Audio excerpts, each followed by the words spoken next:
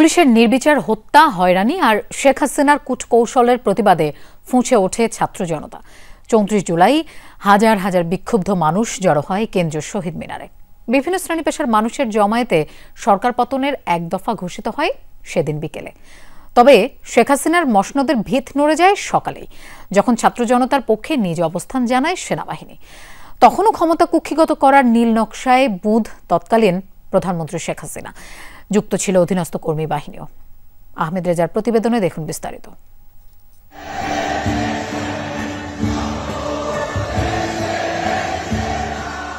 ক্যালেন্ডারের পাতায় সেদিন ৩ আগস্ট ২০২৪, কিন্তু আন্দোলনকারীদের কাছে দিনটি ৩৪ জুলাই।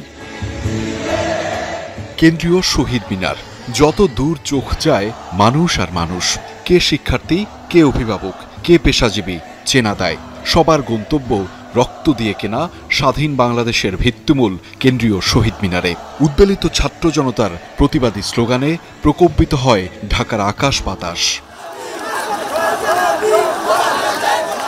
বৈষম্য বিরোধী ছাত্র আন্দোলনের পূর্বঘোষিত এই কর্মসূচিতে যোগ দিতে রাজধানীর বিভিন্ন প্রান্ত থেকে দলে দলে মিছিল আসতে থাকে সকাল থেকেই। দুপুর গড়িয়ে বিকেল, পুরো এলাকা পরিণত হয় জনসমুদ্রে।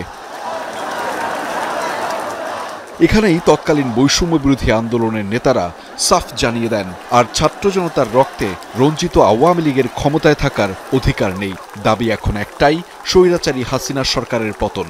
আমরা মনে করি খুনি হাসিনা সরকার এবং এই ফ্যাসিবাদী শাসন ব্যবস্থা বাংলাদেশ থেকে তার পতন করতে হবে। শিক্ষার্থীদের দাবির সঙ্গে একাত্মতা প্রকাশ করে এদিন মাঠে নামে ব্যান্ড ও সঙ্গীত শিল্পীরা। ধানমন্ডির রবীন্দ্র সরোবরের সংহতি জানিয়ে শিল্পীদের অনেকেই যোগ দেন শহীদ মিনারে। সমাবেশে যোগ দিয়েছিলেন অবসরপ্রাপ্ত সেনা কর্মকর্তারাও। সমর্থন আরও জোরালো হয় যখন বিএনপি তাদের অবস্থান জানায়। কেবল নৈতিক সমর্থন নয়, কোটা সংস্কার আন্দোলনে শিক্ষার্থীদের সব ধরনের সহযোগিতা করবে দলটি। ছাত্রদের এই যৌক্তিক আন্দোলন, এই আন্দোলনে আমাদের শুধু সমর্থন নয়, আমাদের সর্ব রকমের সহযোগিতা সহমত তাদের সঙ্গে থাকবে। আন্দোলন দমাতে এদিন রাতে সরকারি বেসরকারি বিভিন্ন বিশ্ববিদ্যালয়ের ভিসি, শিক্ষক এবং কলেজ অধ্যক্ষদের সঙ্গে মত বিনিময় করেন শেখ হাসিনা। আন্দোলনকারীদের সাথে আলোচনায় বসার আগ্রহ প্রকাশ করেন তিনি। যখনই এই আন্দোলনকারীরা কথা বলতে চায়, আলোচনা করে সমাধান করতে চায়, আমি তাদের সাথে নিজেই বসতে রাজি। অন্যদিকে তারই দলের সাধারণ সম্পাদক ওবায়দুল কাদের ঘোষণা করেন পাল্টা কর্মসূচির। জানান, পরদিন থেকে রাজধানী সহ দেশের সকল নগর মহানগরে জমায়েত কর্মসূচি পালন করবে আওয়ামী লীগ।